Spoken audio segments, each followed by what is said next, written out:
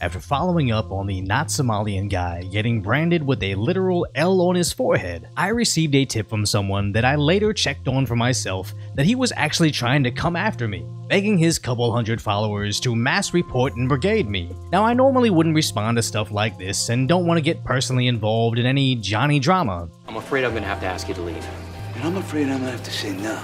But I've recently received an uptick in angry emails and messages suggesting stuff will be done to me, which I never take seriously, but honestly I think this may be connected, as he recently went on his public Discord server that I could just waltz right onto, saying I am the hard R word. People are stealing his IP, leaving out and blurring his name. The main target is Decoy Voice. Let's shut his channel down, calling me a Chinese racial slur, saying they want to censor my channel and to copyright strike me. But his followers did tell him it would only work if it's not fair use, to which he replies he'll sue the N-words, openly admitting he'll make false copyright claims. And I know people hear him using all those slurs and expect me to get all riled up and be like, gloves are off, it's time to get real, but that's what his game is. There's really no relevance to someone saying they're going to file false legal claims against me, and if the only way they can bait me into doing something stupid is by openly displaying how much of a racist idiot they are, I'm not falling for it. Because he has tried to abuse YouTube's system before, as 9 months ago he filed privacy complaints regarding my first video on him and the follow-up video on him, to which YouTube specifically stated if they are uniquely identified by name, image, or voice, it could be removed.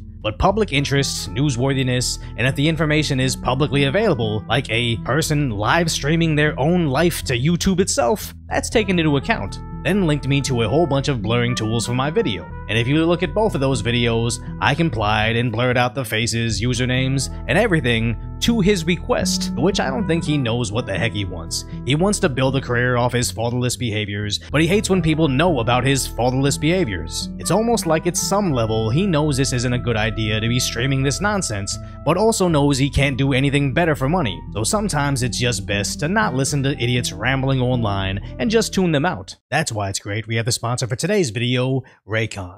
With Mother's Day coming up, it's always hard to come up with something to get your mom that she'll actually enjoy. That's not some watered-down mimosas, overcooked bland brunch with some generic card from the drugstore. And if you feel personally attacked by that statement of truth, Raycon's everyday earbuds are exactly what you're looking for this Mother's Day, as ever since I got my Raycons, I've been able to enjoy the outdoors as they also have a noise isolation mode and an awareness mode, so I can enjoy listening to YouTube and still hear what's around me. And unlike other sets of expensive one-size-fits-all earbuds, my Raycons came with 5 sets of custom gel tips, so even someone like me with oddly small ears for my abnormally large head can get the perfect in-ear fit. So give the gift of peaceful ASMR sounds, head-banging club bass, or whatever your mother actually wants to hear by getting her a pair of Raycon everyday earbuds today. And help support the channel by clicking the link in the description box below or go to buyraycon.com/decoyvoice to get 20% off your purchase plus free shipping. But this wasn't his only false claim against me,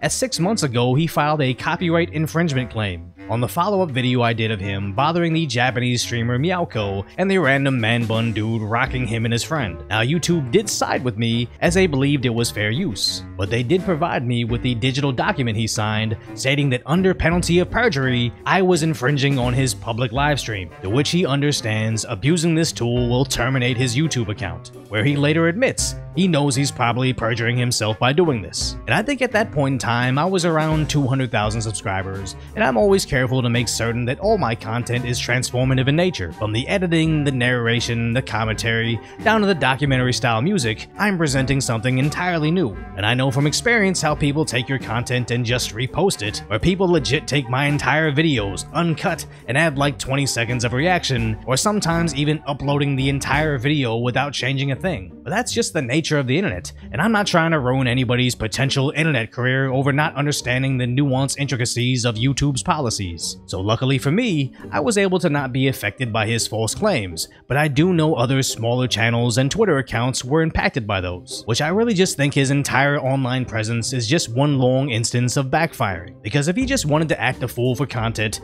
go viral off clips, and hopefully bring in money from the new viewers, why put out the false privacy complaints? But if he didn't want to be known for basically the only notable portions of his streams, why would he consistently put himself in those F around and find out moments? Because I genuinely see him like one of those e-girls that shows up on the whatever podcast, if they were also ashamed of their spicy content. As those girls go on that show, all dolled up, promoting their OnlyFun accounts, already knowing they're going to sit across from somebody smarter than them that's going to make them look silly to over 500,000 viewers. Then that video will be clipped and go viral to millions more. But they don't mind being a literal red pill straw man because it still drives traffic and subscriptions to their spicy pages. So they may look stupid for 2 seconds until their bank accounts have 2 commas. But if they were somehow ashamed of their adult images being out there, why would they go on a live stream that has the sole purpose of churning out viral moments of their brand? And that's what I think that not Somalian guy is essentially doing. The only thing he offers on his live streams is seeing a guy finding out in real time, but I think at some core level, even he knows this is some shameful stuff, so he wants to cover it up while simultaneously coming back for more. And that's why my approach to him in all my videos were,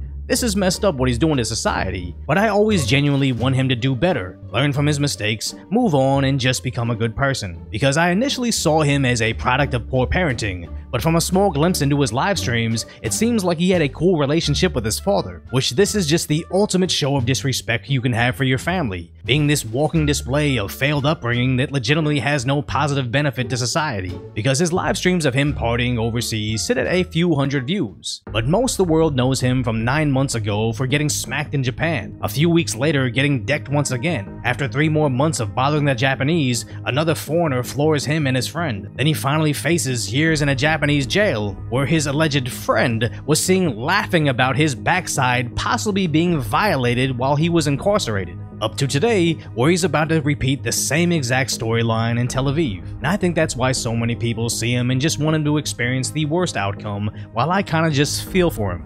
Because I'll admit, when he was originally bullying all those peaceful Japanese people, I even thought about openly challenging him to one of those content creator boxing matches, but then I found out how small he was. And I'm not shaming anybody for being short, but I think I have like 50 pounds on him, so it's just not a good look for me to try to call someone out like that. But then I saw on his Discord how his viewers are constantly egging him on to go visit China, to make viral streams, and just consistently trying to get him to go, to which he actually agrees to, wanting to go to mainland China, where they suggest crowdfunding his trip of $185. And for a brief moment, I thought about anonymously financing his entire journey, even the new HD cameras he was requesting, just to see what happens in 4K, but that would literally be the meanest thing I've ever done in my life, because I'm sure he'd be ecstatic about the sudden cash, but it would be the same as giving a junkie on the street $1,000. You'd hope they'd use it to turn their life around, but you'd know it'd be used to destroy themselves. And even though he has all these so-called fans cheering him on,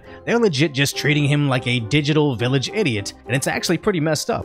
Which I really wonder, if I went back in that chat, was his visit to Tel Aviv surrounded by men and women that served in the military at a very dangerous time also being suggested by his fans. So that's why I don't think I have any ideas of getting back at him at all. Even though he's been terrible to me and my people, I just doubt there's anything anybody could do that's worse than what his sad existence is already. Because I could think of no greater personal hell than being born in America, the land of opportunity, during the time that gives minorities more consideration than ever, and taking that literal lotto ticket of life to go on a world tour of being publicly shamed and attacked on purpose. Then the best case scenario is being banned and forced to move on with life with all this footage floating around of your clownery, then moving on to some sad anonymous existence, reminiscing on the times you were getting smacked and imprisoned, realizing that that was your life's peak.